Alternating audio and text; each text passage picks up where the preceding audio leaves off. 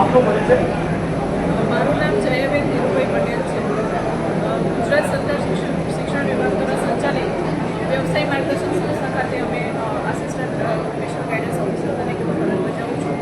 આજરોજ શ્રી નાની 10 કોશી રોહિત સમાજ દ્વારા આયોજિત કારકિર્દી માર્ગદર્શન સેમિનાર અંતર્ગત ધોરણ 10 અને 12માં ઉત્તીર્ણ થયેલા વિદ્યાર્થીઓનો જે તેજસ્વીતા આપવાનો સમારંભ હતો, જે અંતર્ગત અમને આ સમાજ દ્વારા ઇન્વિટેશન આપવામાં આવેલું અને ખૂબ સરસ આયોજન સાથે વિદ્યાર્થીઓ ગાંધીનગર ઉપસ્થિત રહ્યા અને ખૂબ સરસ વિદ્યાર્થીઓના આવનારા ભવિષ્યમાં એમને કઈ કઈ કારકિર્દીના વિકલ્પો રહેલા છે, શિક્ષણ ક્ષેત્રે કઈ કઈ સ્કોલરશીપની જે ઓપોર્ચ્યુનિટીઝ છે અને કેવી રીતે કઈ કમિટી દ્વારા કેવી રીતે એડમિશન પ્રાપ્ત થઈ શકે.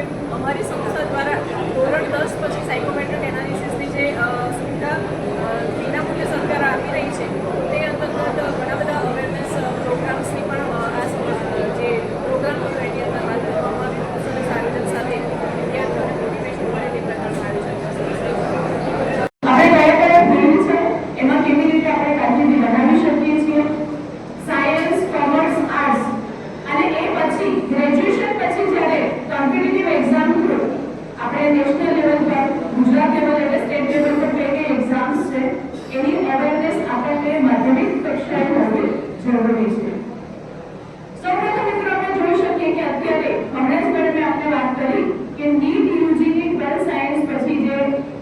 MBBS, BDS, BAMS અને BHMS માટેની જે એન્ટ્રન્સ એક્ઝામ છે એ હમણાં તાજેતરમાં મોકૂફ રખાઈ છે અને નવેસરથી રીડેટ થવાની છે. તો કેટલા બધા વિદ્યાર્થીઓનું ભવિષ્ય એમાં એની સાથે સંકળાયેલું છે. વિદ્યાર્થી જ્યારે 8મા ધોરણમાં હોય ત્યારે મેડિકલની તૈયારી કરતો હોય છે. તો એ જગ્યાએ આપણે એ સ્ટેજ ઉપર આપણી સાથે કોમ્પિટિશનમાં કેટલા બધા બાળકો છે. શરૂઆતમાં સરે આપણે વાત કરી કે આપણે ક્લિનિકલમાં જ આગળ વધવું શા માટે. આપણી પાસે ઘણા બધા સેન્ટ્રલ લેવલ પર ઘણી બધી ઓપોર્ચ્યુનિટીઝ છે. એસસી એસટી ઉમેદવાર હોય તો સ્ટેટ કરતા સેન્ટ્રલમાં આપણને ઓપોર્ચ્યુનિટીઝ વધારે છે. સ્ટેટમાં ગુજરાત લેવલ પર 7% છે, જ્યારે સેન્ટ્રલમાં આપણે 15% છે. પરંતુ આપણને એ અવેરનેસ નથી, એટલા માટે આપણે એમાં તૈયારી કરતા નથી. બીજું કે જે આપણે વાત કરીએ કે યુપી, બિહાર અથવા તો રાજસ્થાન કે જ્યાં વિદ્યાર્થીઓ જ્યારે એ લોકો પ્રાઇમરી લેવલ પર હોય છે ત્યારે પ્રિપરેશન કરતા હોય છે અને આપણે અવેરનેસ એ ક્યારે આવે છે? ગ્રેજ્યુએશન કમ્પ્લીટ થયા પછી. એટલા માટે સફળતાનો જે આંક છે એ અન્ય રાજ્યો કરતા આપણે ત્યાં ઓછો છે. પણ એ વાત આપણે ખાસ યાદ રાખવી જોઈએ કે આપણને રિઝર્વેશનનો જે લાભ છે એ સ્ટેટ કરતા સેન્ટ્રલમાં વધારે છે. તો એ તરફ જો આપણે આગળ વધીશું તો આપણે ચોક્કસથી સફળતા સાંભળી શકીશું. બીજું કોઈ આપણને શું મોટિવેશન આપે? આપણા તો આર્ટ્સ દ્રષ્ટા એવા ડોક્ટર બાબા સાહેબ આંબેડકર કે જે એક રિસર્ચ મુજબ એવું કહેવામાં આવ્યું છે કે આઇન્સ્ટાઈન કરતા પણ વધારે જો આઈક્યુ હોય તો ડોક્ટર બાબા સાહેબ આંબેડકર.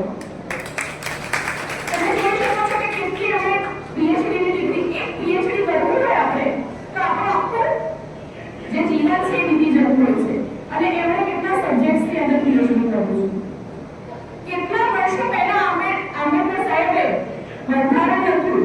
એમને ખ્યાલ હતો કે ભવિષ્યમાં આવા પ્રશ્નો ઉભા થશે, એના માટે કેવી કાનૂની વ્યવસ્થા હોવી જોઈએ, કેવી કલમો બંધાવવી જોઈએ અને એનું નિવારણ શું હોઈ શકે. એટલે તમે વિચારી શકો છો કે જ્યારે આપણા જીન્સ જે છે, આપણા પૂર્વજો જે છે, આટલા બધા જો ઇન્ટેલિજન્ટ હોય તો આપણી પાસે તો ઘણું બધું, આપણી પાસે વાસ્ટ ઓપોર્ચ્યુનિટીઝ છે. આપણને એવું છે કે 12th સાયન્સ કર્યા પછી આપણે ફક્ત અને ફક્ત MBBS અને એન્જિનિયરિંગમાં જઈ શકીએ છીએ. પણ એ સિવાય પણ ઘણી બધી ઓપોર્ચ્યુનિટીઝ છે. જે વિદ્યાર્થી મેથ્સમાં હોય એને એવું લાગે છે કે અત્યારે આપણે 21st century AI, machine learning, data સાયન્સનો જમાનો છે એટલે એ દિશામાં આગળ વધે છે. પણ એમાં પણ IIT છે, NIT છે, CFTI છે, GFTI છે, Indian institute of science Bengaluru, જે આપણી સેન્ટ્રલી ફંડેડ ઇન્સ્ટિટ્યૂટ છે 122, એમાં ટોપ લેવલ પર છે. તો જ્યારે આપણી પાસે ઓપોર્ચ્યુનિટીઝ હોય, આપણો કેલિબર હોય, પણ લેક ઓફ ઇન્ફોર્મેશનના કારણે આપણે આગળ વધી શકતા નથી. એટલે માધ્યમિક કક્ષાએ આપણને આપણા સમાજની જવાબદારી છે, આપણા પેરેન્ટ્સની જવાબદારી છે, આપણા શિક્ષકોની જવાબદારી છે કે વિદ્યાર્થીઓને એટલીસ્ટ નોલેજ તો હોવું જરૂરી છે, એની અવેરનેસ હોવી જરૂરી છે. પછી આપણે એમાં એડમિશન લઈએ ન લઈએ એ બે નંબરની વાત છે. એટલે અત્યારે આપણે વિદ્યાર્થીની ફરજ એ છે કે કઈ કઈ ઓપોર્ચ્યુનિટીઝ છે. અત્યારે તમે જો MBBS કર્યા પછી કેટલા બધા ડોક્ટરો છે, કેટલી બધી કોલેજીસ છે. તો ફક્ત ડોક્ટર બનવાથી આપણું ભવિષ્ય બની જવાનું નથી. આર્ટ્સ લઈને પણ તમે કોમ્પિટિટિવ સાથે વાત કરી કે એમની ડિગ્રી એમ કરેલું છે અને બેન્કિંગ સેક્ટરમાં હવે એને જવું છે, તો જે 5 વર્ષ એમના એમફાર્મમાં ગયા એ બેન્કિંગ સેક્ટરમાં ક્યાંય કામ લાગવાના નથી. એટલે જો તમારી દિશા જે છે, ગોલ છે એ પર્ટિક્યુલર હશે કે જે માધ્યમિક કક્ષાએ આપણે સેટ કરવાનું છે, તો આપણા વર્ષો બગડશે નહીં. આપણા સમાજમાંથી ઘણા બધા એવા છે કે જે 21 વર્ષે UPSC ની એક્ઝામ, સનદી અધિકારી બનવા માટેની એક્ઝામ છે ક્રેક કરેલી છે. એટલે આપણને અત્યારે એની નોલેજ હોવી જરૂરી છે. તમારામાંથી ઘણા વિદ્યાર્થીઓ એવા હશે કે જેને ડિબેટમાં ઇન્ટરેસ્ટ છે, જેને લોજિક ગમે છે, જે સારી એવી દલીલ કરી શકે છે. તો તેવા વિદ્યાર્થી મિત્રો માટે આપણા ગુજરાતની અંદર નેશનલ લેવલની યુનિવર્સિટી આવેલી છે, જેનું નામ છે GNLU, Gujarat National Law University. આ યુનિવર્સિટીની અંદર 5 વર્ષના ઇન્ટિગ્રેટેડ કોર્સીસ અવેલેબલ છે. BA LLB, BCom LLB, BSc LLB, BSW LLB. હવે આપણને પ્રશ્ન થાય કે યુનિવર્સિટીમાં આપણે એડમિશન મેળવવું હોય તો કેવી રીતે એડમિશન મેળવી શકાય? તો જ્યારે વિદ્યાર્થી 12th માં હોય તે વખતે ટેટની એક્ઝામ CLAT, આ ટેટની એક્ઝામ પાસ કરી આ યુનિવર્સિટી ઘણી બધી જગ્યાએ LLB ચાલે છે, પણ આ યુનિવર્સિટી નેશનલ લેવલની છે, ઇન્ટિગ્રેટેડ કોર્સીસ કરાવે છે. અહીંયાથી તમે કોર્સ કમ્પ્લીટ કર્યા પછી 5 થી 7 વર્ષનો એડવોકેસીનો એક્સપિરિયન્સ જો તમે ધરાવો છો તો હાઈકોર્ટ દ્વારા લેવામાં આવતી સીધા જજ બનવા માટેની પરીક્ષા, જેનું શોર્ટ ફોર્મ છે JMFC, judicial magistrate of first class. હવે તમે સમજી શકો છો કે જજના શું પ્રોટોકોલ્સ હોય. જ્યારે કોર્ટ રૂમમાં જજ બેઠા હોય ત્યારે આપણે ઊભા પણ નથી રહી શકતા. એટલા જ્યારે હાઈએસ્ટ ઓનર વાળી જોબ હોય અને આપણી કેપેબિલિટી હોય, પરંતુ જો અવેરનેસ ના હોય તો આપણે એ લેવલ પર પહોંચી શકતા નથી. એટલે આપણે જોઈ શકાય છે કે એમાં પણ આપણે આગળ વધી શકીએ છીએ. આપણા ગુજરાતની અંદર નેશનલ લેવલની યુનિવર્સિટી કે જે વિદ્યાર્થી મિત્રો પોલીસ ક્ષેત્રે આગળ વધવા માંગે છે, તો એના માટે રાષ્ટ્રીય રક્ષા યુનિવર્સિટી ગાંધીનગર ખાતે આવેલી છે. આ યુનિવર્સિટી છે, સાથે સાથે રાજ્ય પરીક્ષા બોર્ડ છે, એ જે 12 સ્કૂલ છે, સૈનિક સ્કૂલો છે, એની અંદર પરીક્ષા લે છે કે જેમાં તમને 6થા ધોરણથી લઈ અને 12મા ધોરણ સુધીનું ડિફેન્સ જે આપણું કરિક્યુલર છે એનું થોડું નોલેજ આપવામાં આવે છે, સાથે સાથે ડિફેન્સનું નોલેજ આપવામાં આવે છે. અને જે વિદ્યાર્થીઓ આ સ્કૂલોમાં ભણેલા હોય એ સીધા રાષ્ટ્રીય રક્ષા સાથે એફિલિએટેડ છે.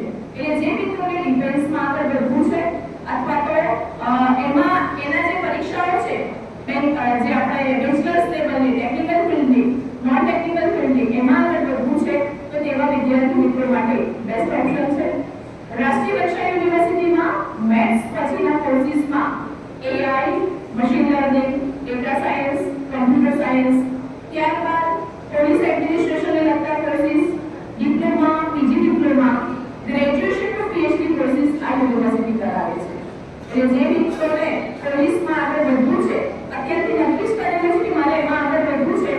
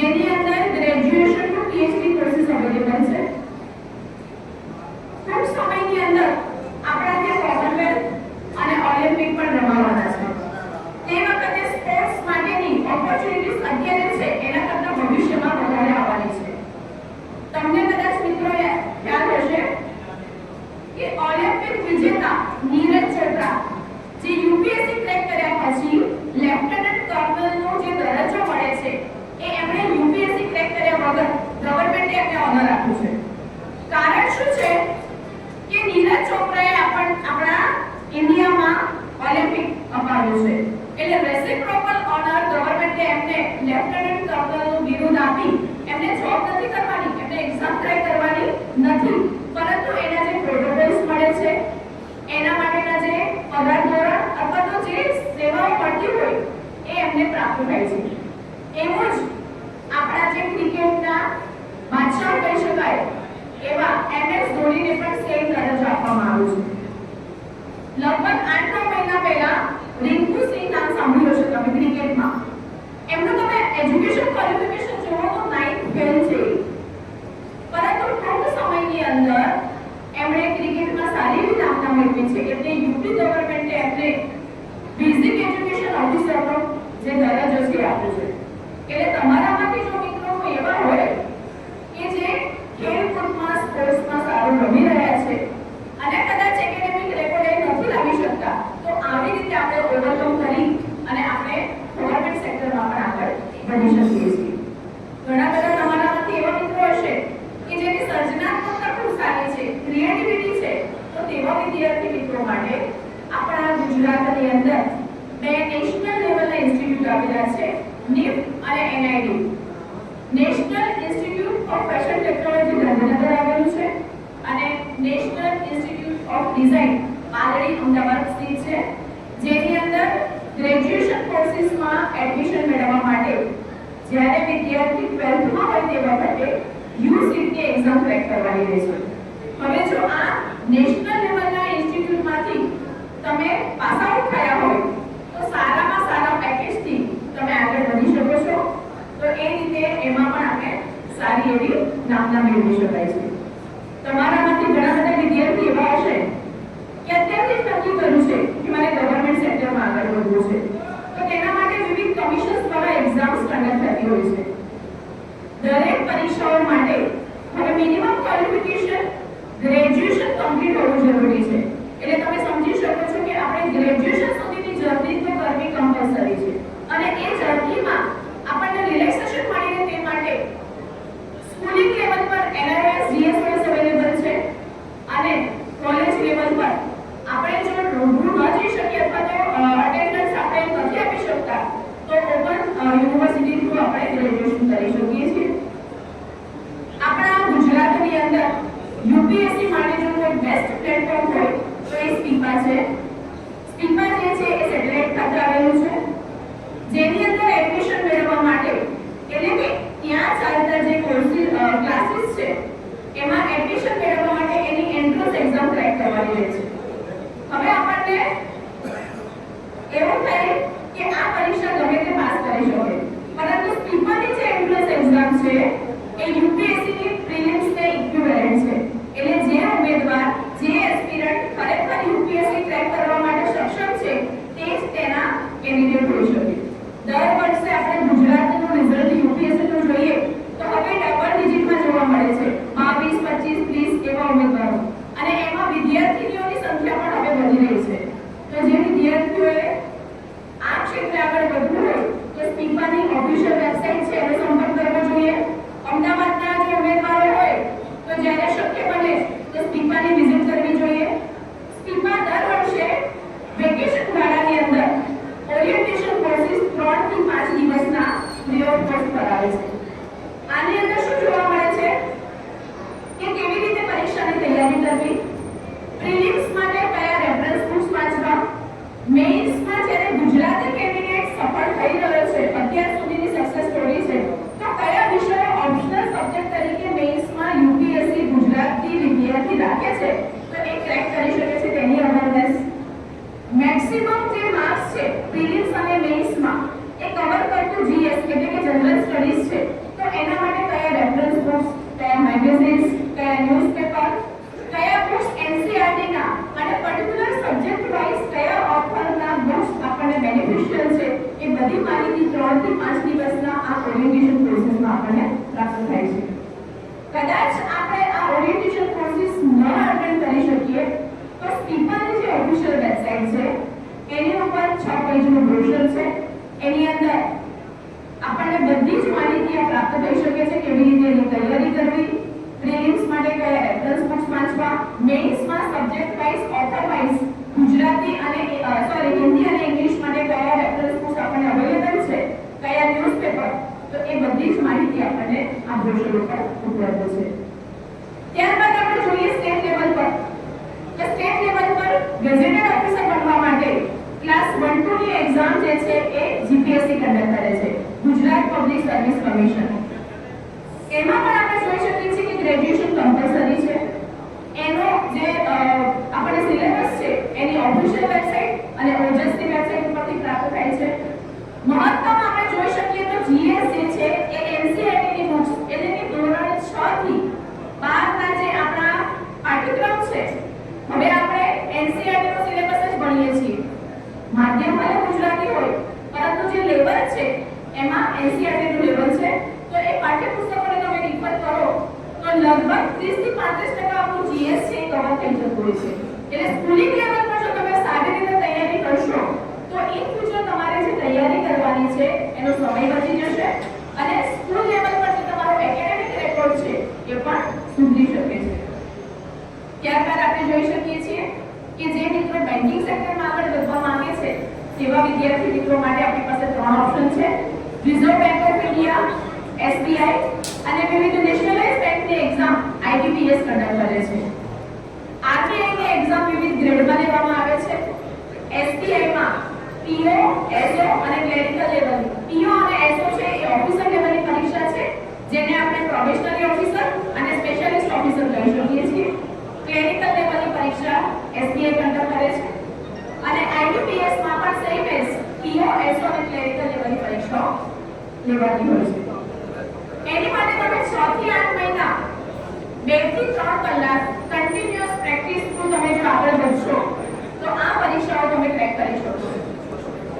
જેમાં શું પૂછાય છે તો વૈદિક પ્રકારનો maths, reasoning, basic computer literacy, તમારું જે બેન્કિંગ સેક્ટરનો નોલેજ છે તે.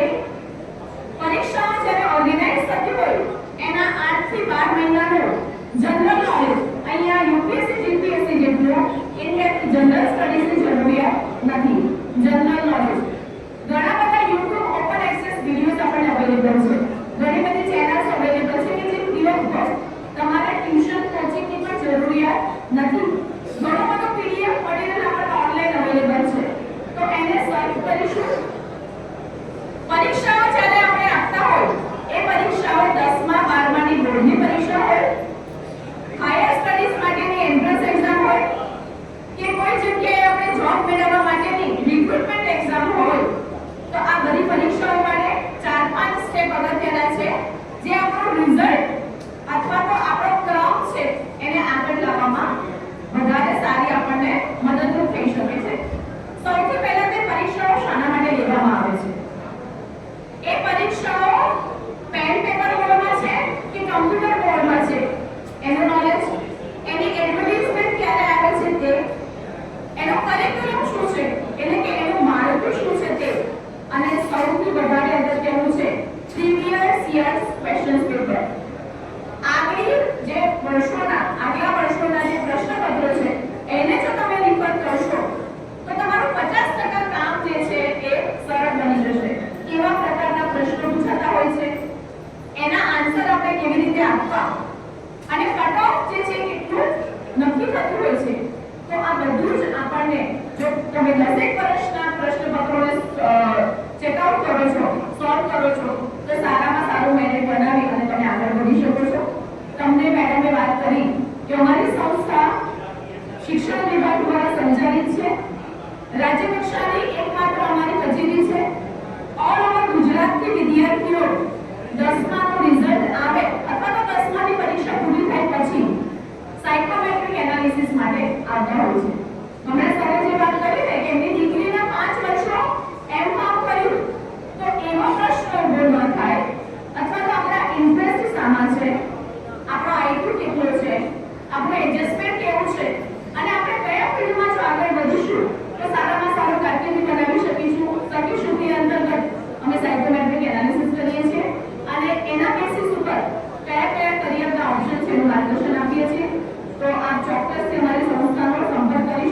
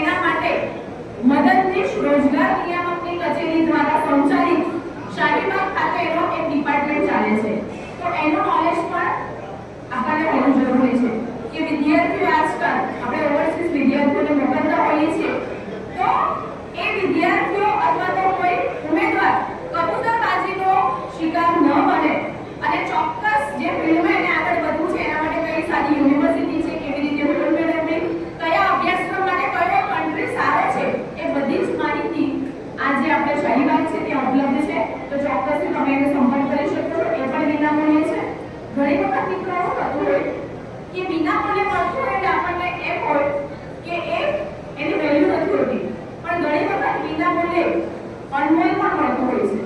એટલે ગવર્નમેન્ટ સેક્ટર દ્વારા ચાલતા ઘણા બધા એવા ઇન્સ્ટિટ્યૂટ છે કે જ્યાં સર્વિસીસ અમે પ્રોવાઈડ કરવામાં આવે છે.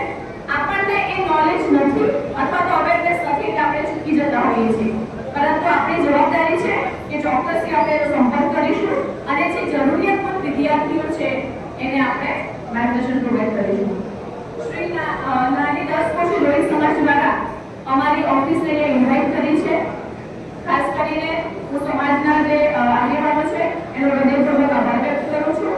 ઇન ફ્યુચર તમારે કેરિયર રિગાર્ડિંગ કોઈ ક્વેરી હોય, વિદ્યાર્થીઓ સાયકોમેટ્રિક એનાલિસિસ કરાવવું હોય તો ચોક્કસથી અમારો સંપર્ક કરી શકો છો.